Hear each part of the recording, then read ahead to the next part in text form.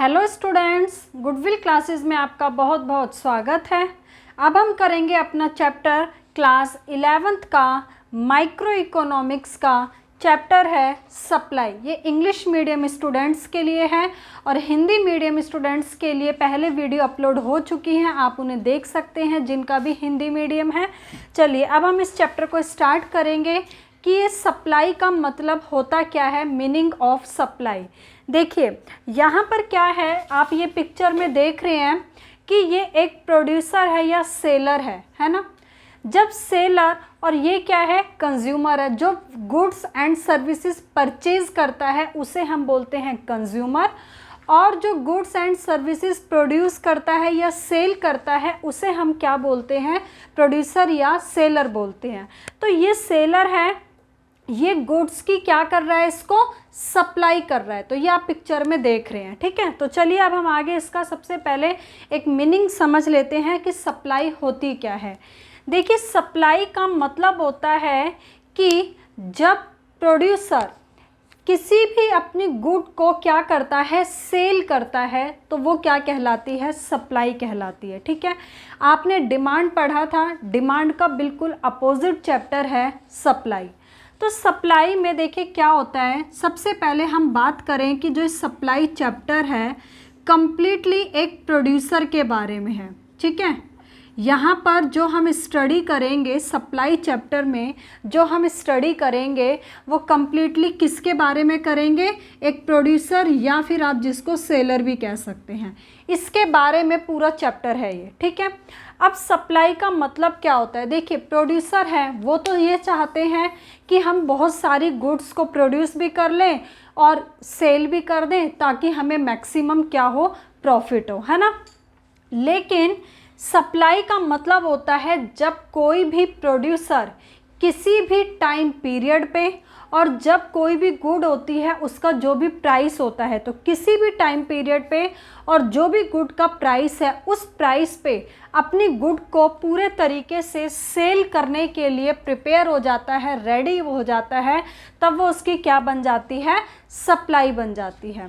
देखिए सप्लाई कौन करता है, प्रोड्यूसर करता है, और प्रोड्यूसर हमेशा ऐसी चीज़ों की सप्लाई करेंगे या ऐसी गुड्स का प्रोडक्शन करेंगे जिसमें उन्हें मैक्सिमम क्या मिलता हो, प्रॉफिट मिलता हो। क्योंकि जो सप्लायर होते हैं वो सिर्फ और सिर्फ अपने प्रॉफिट के लिए काम करते हैं। ओके स्टूडेंट्स, तो सबसे पहले हम मीनिंग देख लेते हैं। Explain the meaning of supply. Supply क्या होती है, supply is that quantity of a commodity, मतलब जो भी हम कमोडिटी का मतलब जो भी हम गुड्स सेल करते हैं उसकी कितनी क्वांटिटी सेल कर रहे हैं। जैसे एक हम मान के चलो सेलर है, वो वॉच सेल करता है, तो कितनी वॉच सेल कर रहा है उसकी कुछ ना कुछ क्वांटिटी होगी, which the seller is ready to sell in the market at a particular time at a particular price. जो भी मार्केट में पर्टिकुलर टाइम है, जो भी गुड का पर्टिकुलर प्राइस है, तो उस प्राइस पे उस टाइम पे जब कोई भी प्रोड्यूसर अपनी गुड को सेल करने के लिए पूरे तरीके से रेडी हो जाता है कि हाँ मुझे यहाँ पे अच्छा प्रॉफिट मिल रहा है, मैं सेल करने के लिए रेडी हो गया हूँ, तब वो उसकी क्या बन जाती है, सप्लाई बन जाती है। ओके स्टूडेंट्स, तो चलो अब हम नेक्स्ट क्वेश्चन देखते हैं इसका।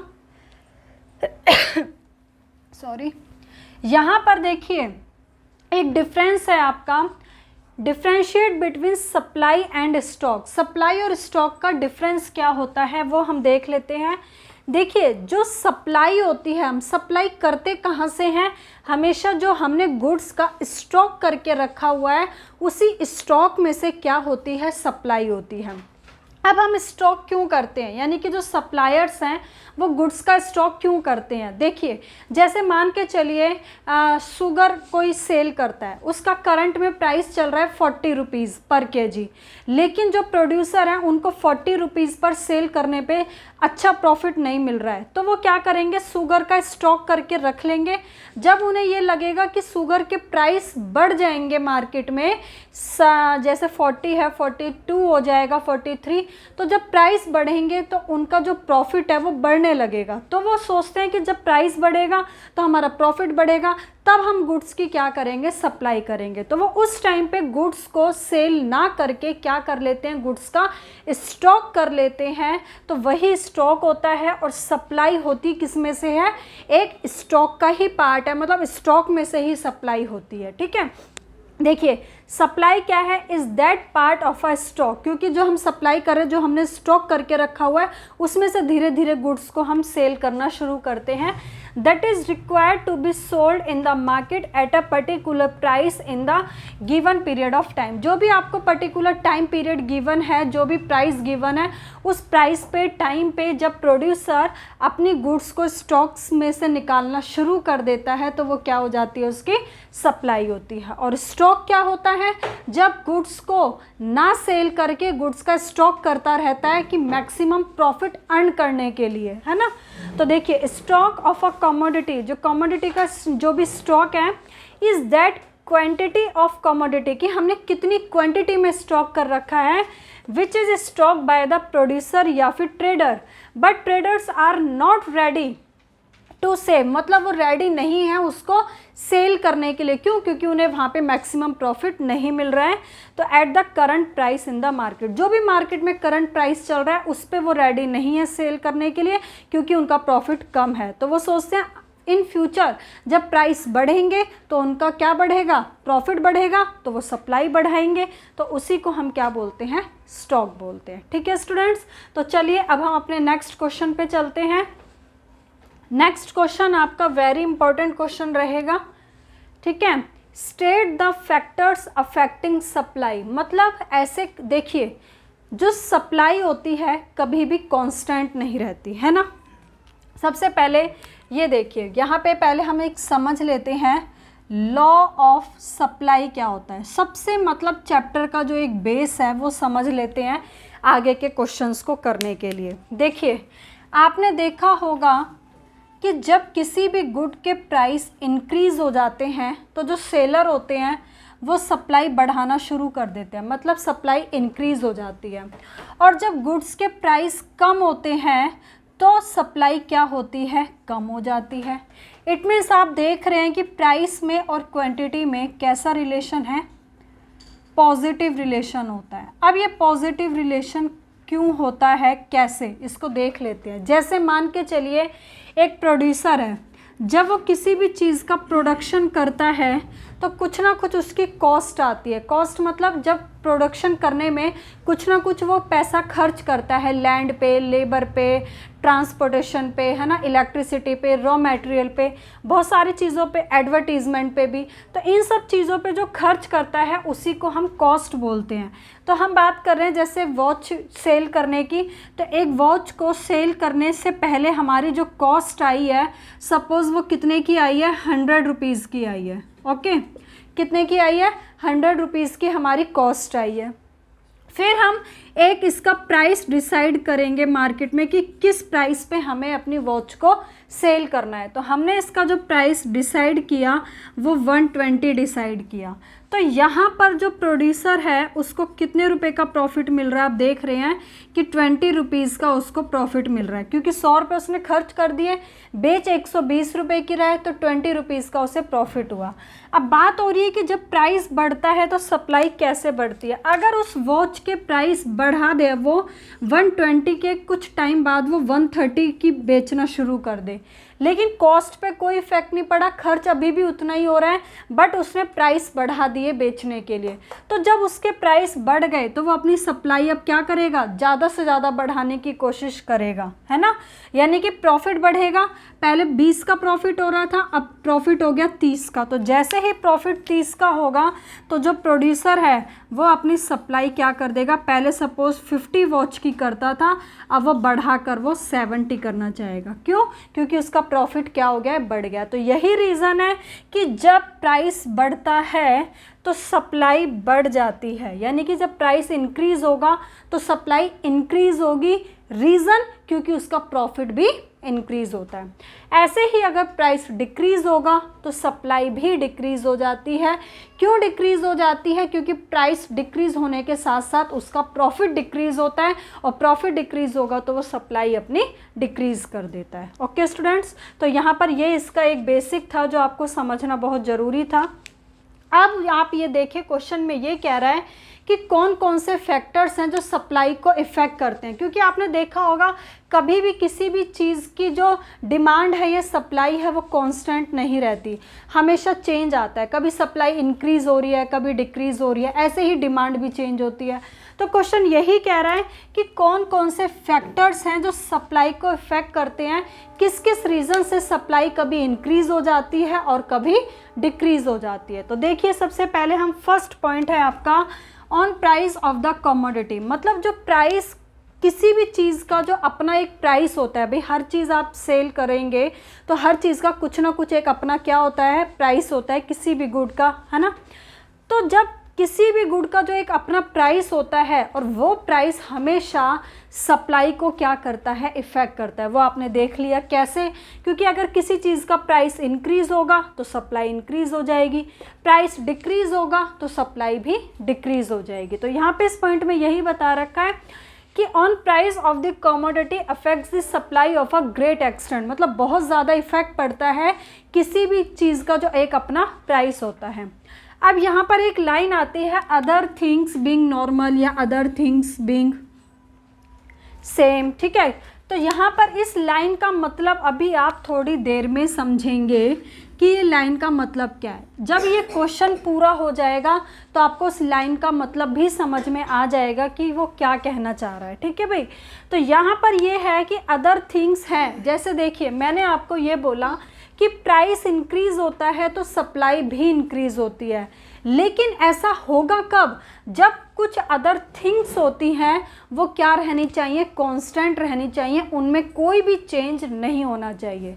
अब आप कहेंगे कि अदर थिंग्स क्या हैं, तो वो थोड़ा सा जब हम इस क्वेश्चन को कर लेंगे कवर तो आपको पता चलेगा कि वो अदर थिंग्स क्या हैं, जिन्हें अगर हम सेम रखेंगे, कांस्टेंट रखेंगे, तभी ये लॉ ऑफ सप्लाई क्या होगा, अप्लाई होगा, ठीक है। तो देखिए अदर थिंग्स क्या रहेंगे, normal, the supply of a commodity increase with an increase in price. अभी यही हमने किया कि प्राइस इंक्रीज होगा तो कमोडिटी की जो सप्लाई है वो भी इंक्रीज होती है, प्राइस डिक्रीज होता है तो सप्लाई भी डिक्रीज होती है। तो फर्स्ट रीज़न आपको मिल गया, जो सप्लाई को इफेक्ट करता है वो कौन है, प्राइस है, ठीक है। चलिए नेक्स्ट पॉइंट पे आ जाते हैं, पॉइंट नंबर 2।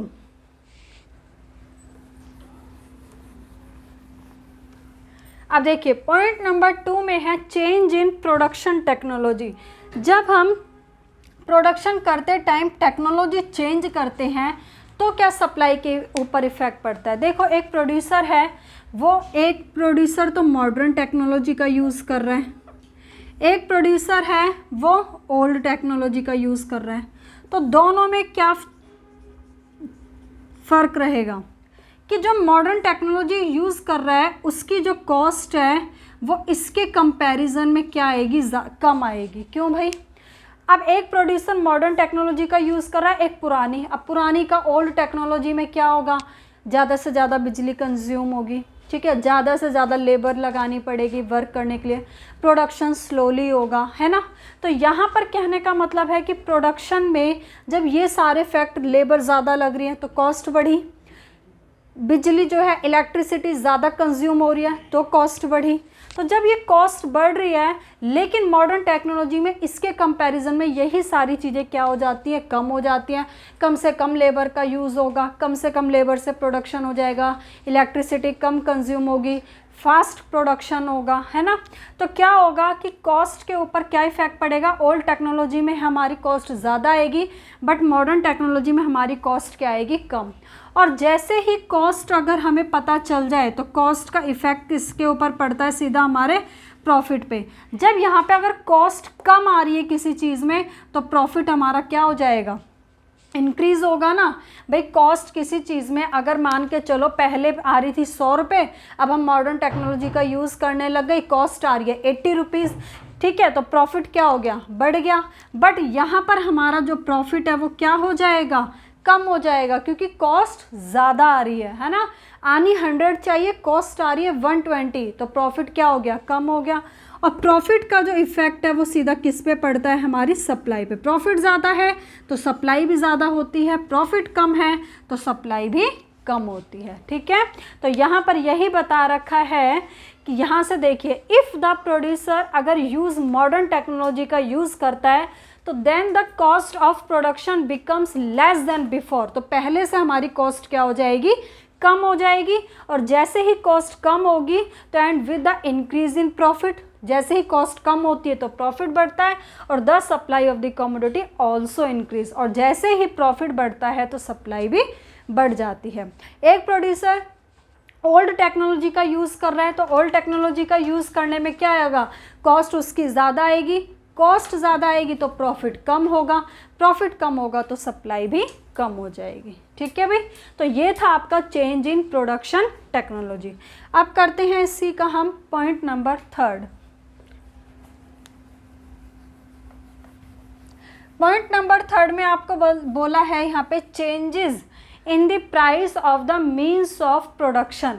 देखिए, जब हम प्रोडक्शन करते हैं तो हम क्या करते हैं, कुछ फैक्टर्स यूज़ करते हैं, लाइक लेबर है ना, लैंड है, कैपिटल है, या रॉ मटेरियल पे खर्च करते हो, ठीक है, ठीक है। एग्जाम्पल जैसे इलेक्ट्रिसिटी भी यूज़ करते हो, ट्रांसपोर्टेशन पे, ये सब चीज़ें हम खर्च करते हैं। सपोज़ करो अगर इन सब चीज़ों के जो रेट हैं, जो प्राइस हैं वो बढ़ जाएं, भाई जो लेबर को सैलरी दे रहे थे वो पहले से अब ज़्यादा दे रहे हो, लैंड का जो रेंट है पहले 5000 जाता था, अब आपका 5500 जा रहा है, तो 500 यहाँ भी बढ़ गया। रॉ मटेरियल महंगा मिल रहा है, ट्रांसपोर्टेशन पे अब आपका ज़्यादा खर्च हो रहा है। अगर इन सब चीज़ों के इस तरीके से रेट बढ़ जाए तो कॉस्ट पे क्या इफ़ेक्ट पड़ेगा, कॉस्ट क्या हो जाएगी भाई, आपकी इंक्रीज़ हो जाएगी, क्योंकि जब हमें हर चीज़ पे ज़्यादा खर्च करना पड़ रहा है। कॉस्ट होती क्या है कि जब हम प्रोडक्शन करते टाइम जो भी हम फैक्टर्स पे खर्च करते हैं, एक्सपेंड करते हैं, वही हमारी कॉस्ट होती है। अब हम जो एक्सपेंड है वो ज़्यादा कर रहे हैं हर चीज़ के ऊपर, तो कॉस्ट हमारी क्या हो जाएगी, बढ़ जाएगी।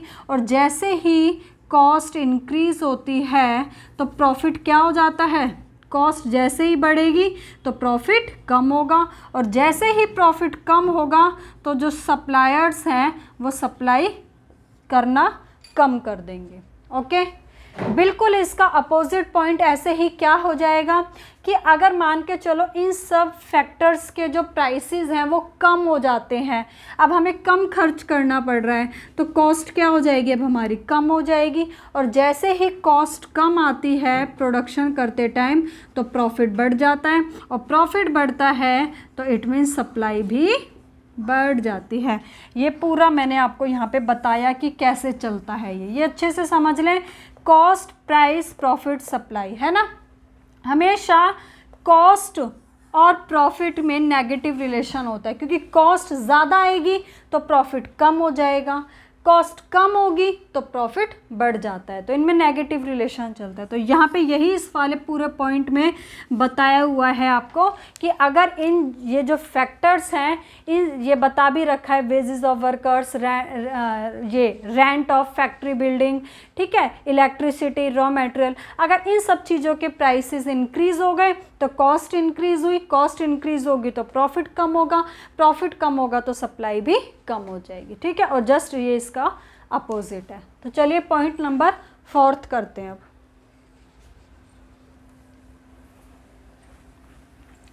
पॉइंट नंबर 4 में क्या है, चेंज इन टैक्स पॉलिसी। अब देखिए गवर्नमेंट में क्या करती है, आपको पता है जब प्रोड्यूसर प्रोडक्शन करते हैं तो टैक्स पे करते हैं गवर्नमेंट को, है ना। तो अगर गवर्नमेंट क्या कर देती है, टैक्स इंक्रीज़ कर देती है, यानी कि पहले कोई टैक्स दे रहा था 2000, अब 2000 की जगह वो 2200 दे रहा है, 200 रुपये उसका टैक्स बढ़ गया। जैसे ही टैक्स इंक्रीज़ होगा तो भैया उसकी कॉस्ट पे क्या इफ़ेक्ट आएगा, कॉस्ट क्या हो जाएगी, इंक्रीज़ हो जाएगी, क्योंकि वो ज़्यादा पे कर रहा है, ज़्यादा खर्च कर रहा है, तो कॉस्ट उसकी इंक्रीज़ होगी। जैसे ही कॉस्ट इंक्रीज़ होगी तो प्रॉफिट क्या होगा, कम होगा, और प्रॉफिट कम होता है तो सप्लाई भी कम हो जाती है। जस्ट इसके अपोजिट अगर गवर्नमेंट क्या दे देती है उनको कुछ, आप ये कहेंगे कि जैसे सब्सिडीज़ वगैरह दे देती है, तो सब्सिडीज़ में क्या होगा, उनको कुछ फ़ायदा मिलेगा। ठीक है, यहाँ पे लिखा भी है फाइनेंशियल असिस्टेंस वगैरह। तो अगर जैसे ही उसने दी तो क्या होगा, कॉस्ट के ऊपर क्या इफेक्ट होगा, सब्सिडीज़ दी तो कॉस्ट कम हो गई, कॉस्ट कम होते ही तो प्रॉफिट क्या हो जाता है, बढ़ता है, और प्रॉफिट बढ़ता है तो सप्लाई भी बढ़ जाती है। तो ये जो रिलेशन है ये बार बार यही रिपीट होगा भाई पूरे चैप्टर में, बस इसको आपको रटना नहीं है लेकिन समझ लेना है कि कॉस्ट, प्रॉफिट, सप्लाई कैसे चलते हैं। कॉस्ट और प्रॉफिट में नेगेटिव रिलेशन चलता है, और जैसा प्रॉफिट होगा तो सप्लाई के साथ वो पॉजिटिव रिलेशन रहेगा, क्योंकि प्रॉफिट इंक्रीज होगा तो सप्लाई इंक्रीज होगी, प्रॉफिट डिक्रीज होगा तो सप्लाई भी डिक्रीज हो जाएगी। ठीक है, तो पॉइंट नंबर 4 में यही था कि जब पॉलिसी चेंज होती है टैक्सेशन की, तब हमारा सप्लाई के ऊपर क्या इफेक्ट पड़ता है। ठीक है, पॉइंट नंबर 5 देखते हैं, इंपॉर्टेंट पॉइंट है, सिंगल पॉइंट भी एग्जाम में पूछ लिया जाता है ये। ठीक है, पॉइंट नंबर 5,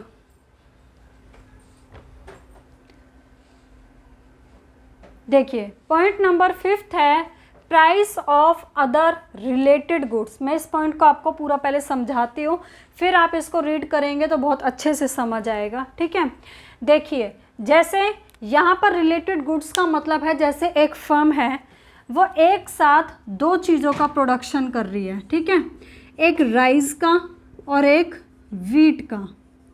ठीक है, एक फर्म एक साथ दो चीज़ों का प्रोडक्शन कर रही है, एक राइस का और एक वीट का। ओके, अब पहले वो क्या करती थी, दोनों में जो उसको प्रॉफिट हो रहा था वो नॉर्मली मतलब सेम प्रॉफिट था, तो वो दोनों का प्रोडक्शन आप ये कह सकते हो इक्वली कर रही थी, या दोनों की जो सप्लाई है वो इक्वल कर रही थी।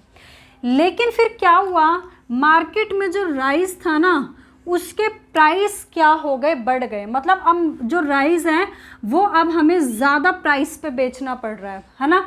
तो जब राइस के प्राइस बढ़ गए तो इसका मतलब आपको पता चला कि जब राइस के प्राइस बढ़े तो राइस में प्रॉफिट क्या हो रहा होगा, अब हमें ज़्यादा हो रहा होगा, क्योंकि इसके प्राइसेस क्या हो गए हैं, इंक्रीज़ हो गए। तो जैसे ही राइस के प्राइस अगर इंक्रीज़ हुए तो हमें प्रॉफिट इसमें ज़्यादा होगा, तो जब प्रॉफिट ज़्यादा होगा तो हम सप्लाई भी ज़्यादा इसी की करेंगे।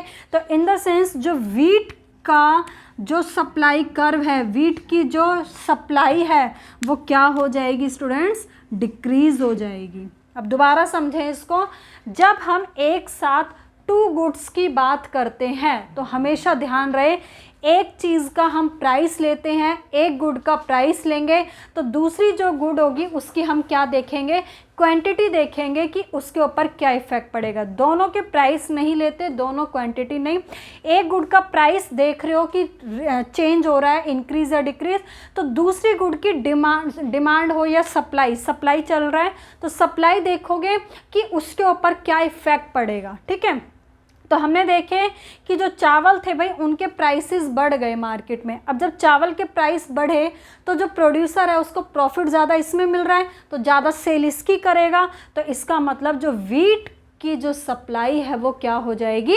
डिक्रीज़ हो जाएगी।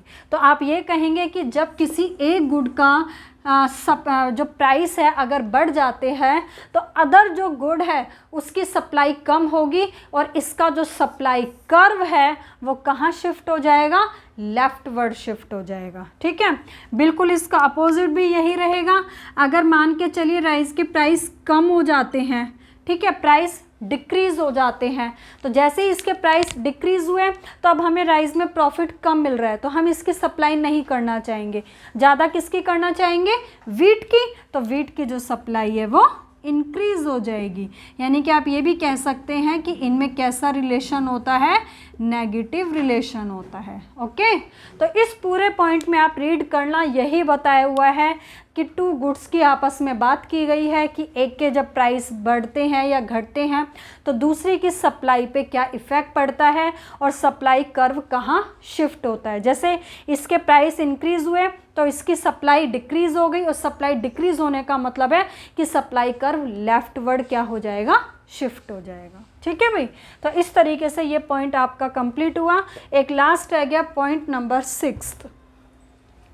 पॉइंट नंबर 6 में क्या है अब आपका, change in the number of firms, मतलब मार्केट में अगर फर्म्स की जो संख्या है वो चेंज होती है तो सप्लाई पे क्या इफ़ेक्ट पड़ता है। मार्केट में पहले अगर हम फर्म्स की बात करें, पहले 50 थी, ठीक है, अब फर्म्स क्या हो गई हैं, बढ़ गई हैं, 70 हो गई है। तो जैसे ही फर्म्स इंक्रीज़ होंगी तो सप्लाई भी इंक्रीज़ हो जाएगी, ठीक है, क्योंकि ज़्यादा फर्म्स हो गई तो हर कोई सप्लाई करेगा, ज़्यादा सप्लाई होगी। और फर्म्स, नंबर ऑफ फर्म्स अगर कम हो जाती हैं, फर्म्स की संख्या कम हो जाती है तो सप्लाई भी क्या हो जाएगी, कम हो जाएगी, ठीक है। तो ये टोटल हमने 6 पॉइंट्स किए हैं जो सप्लाई को क्या करते हैं, इफ़ेक्ट करते हैं। ये 6 रीज़न हैं जिन जिन की वजह से सप्लाई कभी इंक्रीज़ होती है और कभी डिक्रीज़ होती है। तो टोटल 6 पॉइंट्स के बाद अब एक डायग्राम है, उसको हम देखते हैं कि डायग्राम कैसे बनाना है। तो देखो, एक चीज़ का और ध्यान रखें, एग्ज़ाम में कभी भी क्वेश्चन में लिखा हुआ नहीं आएगा कि आपको डायग्राम बनाना है। डायग्राम आपको हमेशा अपने आप ही बनाना है, लिखा है या नहीं लिखा है। तो अब ये जब 6 पॉइंट कंप्लीट हुए तो 6 पॉइंट कंप्लीट होने के बाद अब हम एक डायग्राम बनाएंगे और 6 के 6 पॉइंट्स के लिए एक ही डायग्राम है, इसलिए हर बार अलग अलग ना बना करके हमने क्या करा, लास्ट में एक ही बार बना दिया। कैसे, इसको आप देख लो। इंग्लिश में यहाँ पर हम क्या लिखेंगे भाई, यहाँ पे लिखा था वस्तु की मात्रा, तो आप लिखोगे क्वांटिटी ऑफ गुड्स, ठीक है। और यहाँ पर हमेशा ध्यान रहे, ये आपको पता होगा ये एक्स एक्सिस होता है और एक्स एक्सिस पे हमेशा ध्यान रहे क्वांटिटी को ही लिया जाता है। ये वाई एक्सिस होता है, वाई एक्सिस पे हमेशा प्राइस को ही लिया जाता है। तो यहाँ पे लिखा था वस्तु की कीमत, इसका मतलब आप लिखोगे प्राइस ऑफ गुड्स या प्राइस ऑफ गुड, ठीक है। अब उसके बाद ये डायग्राम ऐसे क्यों बना हुआ है, देखो पहले मैं आपको थोड़ा सा बताती हूँ, फिर इस डायग्राम के ऊपर आएंगे दोबारा।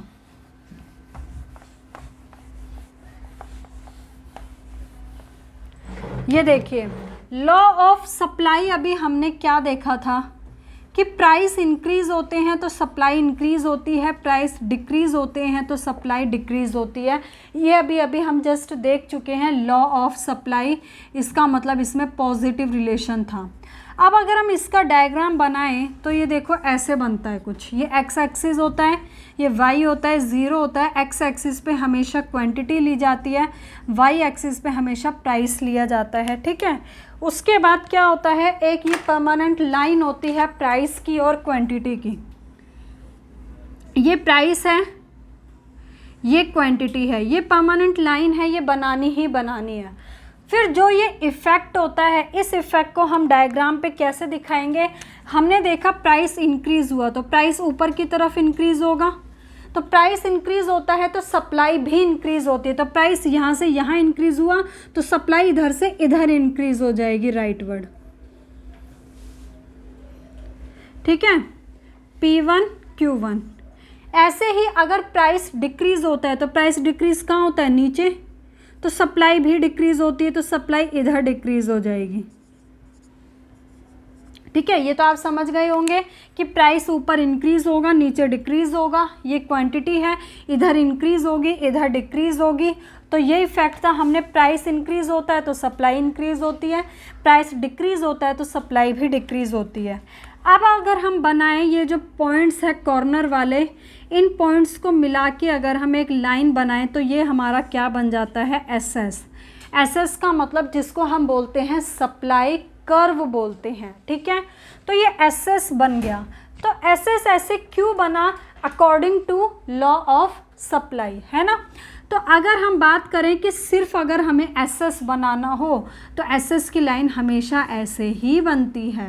अब क्यों बनती है एस एस ऐसे करके, क्योंकि आपको यहाँ से पता चल गया ये एस एस ऐसे क्यों बन रहा है, according to law of supply. तो इसलिए अगर सिंगल एस एस बनाना हो तो ऐसे करके बनता है।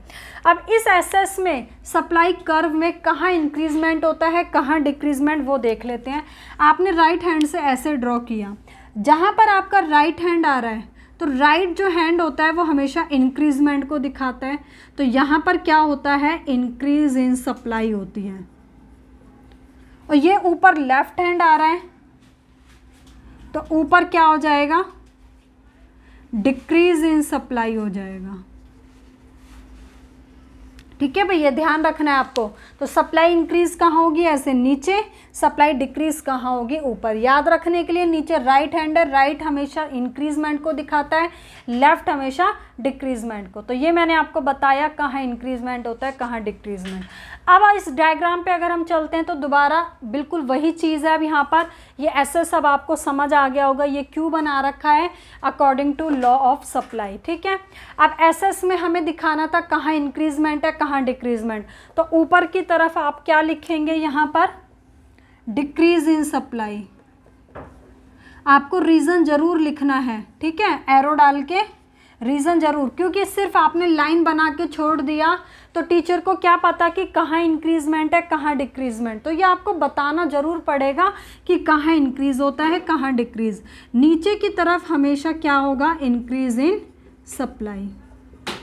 ठीक है, तो ये आप लिख लें, नीचे हो गया इंक्रीज़ इन सप्लाई, ऊपर हो गया डिक्रीज इन सप्लाई। ठीक है, तो इस तरीके से ये हमारा जो क्वेश्चन नंबर 3 था कि कौन कौन से फैक्टर्स हैं जो सप्लाई को इफ़ेक्ट करते हैं। तो हमने 6 फैक्टर्स बताए और 6 के बाद हमने सभी के लिए एक ही डायग्राम बनाया, ये वाला। सिंगल पॉइंट में नहीं बनाया क्योंकि सभी के लिए एक सिंगल डायग्राम यही था, तो इसलिए हमने यही बनाया।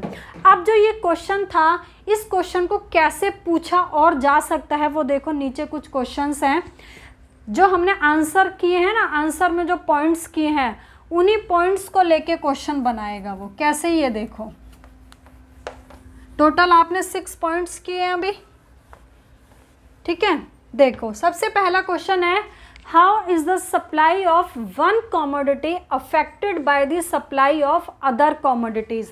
अब यहाँ पे किस पॉइंट की बात हो रही है, आप भी बताएं, कमेंट सेक्शन में मैसेज करें कि यहाँ पर इस क्वेश्चन में पॉइंट नंबर 1 2 3 4 5 6 आपने पॉइंट्स किए हैं, तो ये कौन सा क्वेश्चन, जो ये क्वेश्चन पूछ रहा है इसमें कौन सा वाला पॉइंट आएगा। ठीक है, तो देखिए मैं आपको बताती हूँ, इसमें आंसर में आप क्या करेंगे, पॉइंट नंबर 5 बताएंगे, पॉइंट नंबर 5 बताएंगे। अब क्यों, क्योंकि यहाँ पर कह रहा है how is the supply of one commodity affected by the supply of other commodity. जैसे हमने 2 गुड्स की बात की थी, राइस एंड व्हीट की, है ना। तो जब 2 गुड्स की बात करते हैं कि एक गुड के प्राइस इंक्रीज या डिक्रीज हो रहे हैं, तो अदर जो गुड है उसकी सप्लाई पे क्या इफेक्ट पड़ता है, तो ये वही क्वेश्चन पूछ रहा है।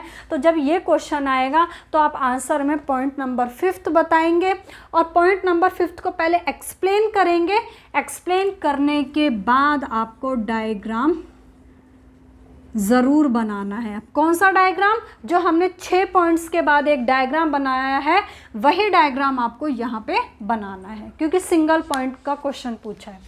नेक्स्ट पूछ रहा है आपसे, state the relationship between the state of technology and the supply of commodity. जैसे ही टेक्नोलॉजी वर्ड आ गया तो आप समझ गए होंगे कि इसका जो आंसर होगा वो पॉइंट नंबर 2 हो जाएगा, क्योंकि वहाँ पे टेक्नोलॉजी की बात की गई थी। तो 2 हो जाएगा। उस पॉइंट को पूरा एक्सप्लेन करना है विद डायग्राम, वही डायग्राम जो हमने लास्ट में बनाया था। नेक्स्ट क्वेश्चन है, how does the change in the price of the factors of production affect the supply of a commodity. अब यहाँ पे कौन सा वाला पॉइंट आएगा, ये कह रहा है change in the price of the factors. तो जैसे ही फैक्टर्स आए कि रॉ मटेरियल है या फिर लैंड है या जो वेजेस है, जो लेबर्स की, उन सब चीज़ों के अगर प्राइस इंक्रीज़ होते हैं तो सप्लाई पे क्या इफ़ेक्ट पड़ता है। अभी आपने किया था, आंसर में पॉइंट नंबर 3 आ जाएगा। ठीक है, और फिर पॉइंट नंबर 3 पूरा एक्सप्लेन करके फिर आपको नीचे क्या बना देना है, डायग्राम, जो हमने 6 पॉइंट्स के बाद बनाया था। तो यहाँ पर इस तरीके से मैंने यहाँ पे क्वेश्चंस लिखे हैं कि उन क्वेश्चंस को जो आंसर है उस आंसर में से ही वो क्वेश्चन कैसे बनाएगा, तो ये आपको बताया। और उनको सिंगल पॉइंट को एक्सप्लेन करके साथ में आपको डायग्राम बनाना है, तो आपका कंप्लीट हो जाएगा। ठीक है, तो क्वेश्चन नंबर 3 इसलिए पूरा कभी भी नहीं आता, लेकिन पूरा कराना भी एक ज़रूरी था ताकि आपको पता चले कि वो क्वेश्चन था क्या। पूरा कभी नहीं आता, इस तरीके से वो पार्ट्स में पूछा जाता है। ठीक है भाई, तो चलिए अब हम नेक्स्ट क्वेश्चन पे करते हैं आगे। तो फिर स्टूडेंट्स, हमने यहाँ पर 3 क्वेश्चन किए हैं। अभी हम इस वीडियो में, इस पार्ट में इतना ही रखेंगे। पार्ट 2 में हम आगे के क्वेश्चंस करेंगे। तो आप इतना रिवीजन ज़रूर रखें कि हमने क्वेश्चन सप्लाई क्या होती है, सप्लाई और स्टॉक में डिफरेंस क्या होता है, और एक मोस्ट इंपॉर्टेंट क्वेश्चन किया है कि कौन कौन से फैक्टर्स हैं जो सप्लाई को इफ़ेक्ट करते हैं। और फिर मैंने आपको ये भी बता दिया कि अलग अलग तरीके से कैसे पूछा जा सकता है। तो बाकी के जो क्वेश्चन है वो हम नेक्स्ट पार्ट में करेंगे। Okay, thank you.